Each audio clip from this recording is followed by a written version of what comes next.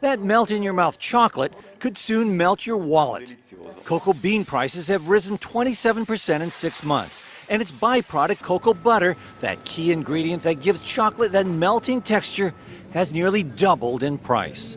Driving them higher, tight supply of beans. Lack of rain cut cocoa production in the Ivory Coast. Sterling Smith is a future specialist at Citigroup. We have some weather issues going on in Central West Africa. Most of the cocoa in the world, 70%, is grown in a small area stretching from the western edge of the Ivory Coast, moving east through Ghana. And this area has received about half as much rain as it normally does.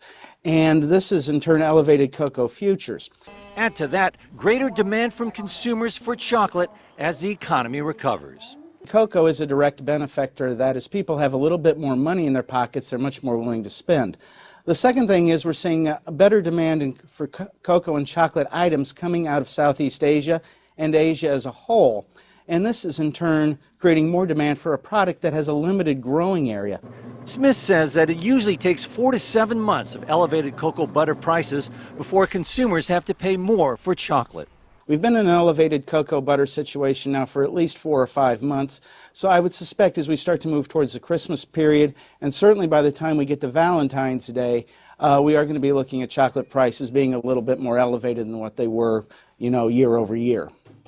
Chocolate makers wouldn't comment on whether they'll raise retail prices. But Smith says if the weather and crop situation in western Ghana gets worse, the price on that $1 candy bar could soon shoot up to $1.25. How bittersweet.